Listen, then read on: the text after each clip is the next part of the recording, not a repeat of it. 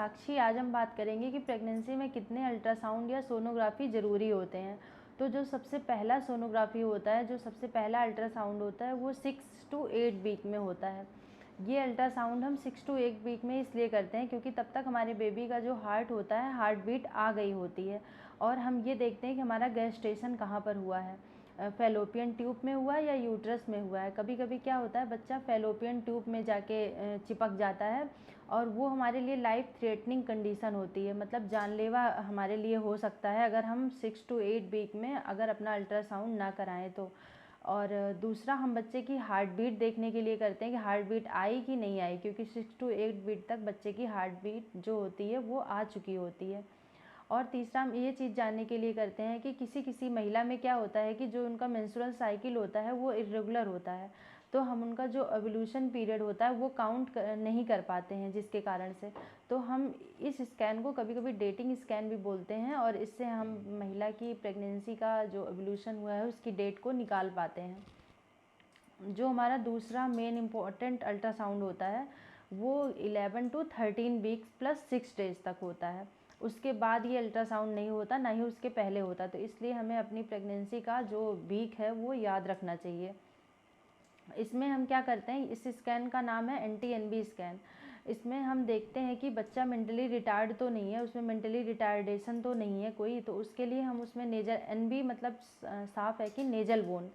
तो कभी कभी किसी किसी बच्चे में क्या होता है कि नेजल हाइपोप्लास्टी होता है, मतलब नाक जो होता है वो कम डेवलप होती है या फिर नहीं डेवलप होती है, तो हम बहुत आसानी से समझ लेते हैं कि बच्चे में कोई मेंटली रिटार्डेशन। के लिए मेंटली रिटार्डेशन में मेनली आता है डाउन सिंड्रोम, टर्नर सिंड्रोम, तो इससे हम पता लगा लेते हैं कि बच्चे में कोई ऐसे कमी तो नहीं है, तो ये टेस्ट हम इसके लिए करते हैं। दूसरा, हम देखने के लिए करते हैं कि बच्चे की जो रिदम है, हार्ट बीट है, वो सही से चल रही है कि नहीं, उसकी लय अच्छे से है कि नहीं, हार्ट अच्छे से बना है कि नहीं, ये देखने के लिए करते हैं।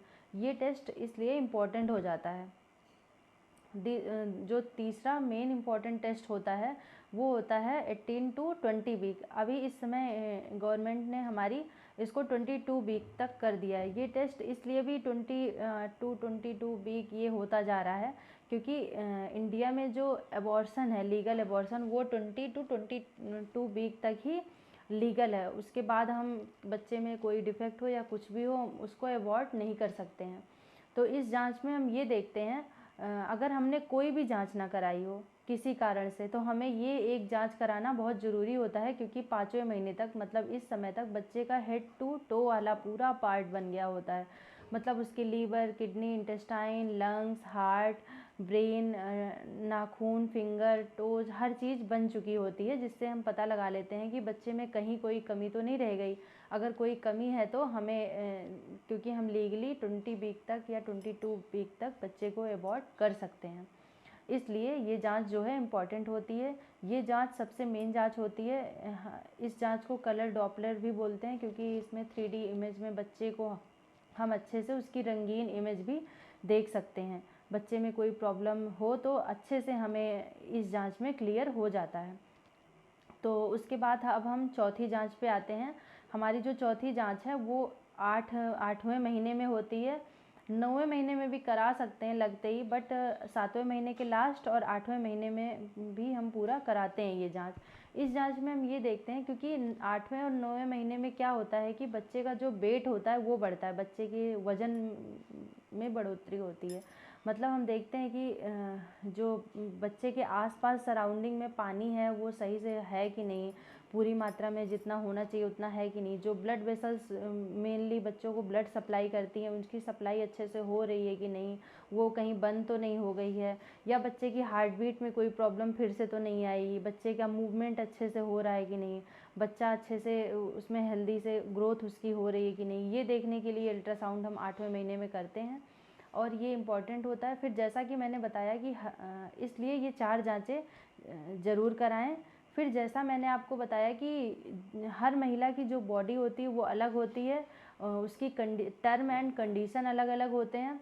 कोई महिला डायबिटिक है या उसको बीपी है, उसको थायराइड की प्रॉब्लम है, उसको अन्य अदर किसी तरह की प्रॉब्लम है, मेडिकल कंडीशन है, तो उसको डॉक्टर कभी कभी एक एक हफ्ते पे बुलाते हैं, कभी कभी 15 दिन पे बुलाते हैं, हर महीने बुलाते हैं। तो आप सोनोग्राफी या अल्ट्रासाउंड कराने से डरे नहीं, घबराए नहीं, ये बहुत सेफेस्ट तरीका होता है क्योंकि इसमें क्या होता है, एक नॉर्मल रेज होती है जो जाती है बेबी से टकरा करके हमें एक इमेज क्रिएट करती है। ये एक्सरे या अदर किरणों जैसा हानिकारक नहीं होती है, इसलिए हम अल्ट्रासाउंड या सोनोग्राफी प्रेगनेंसी में ज़रूर कराएं। Thank you.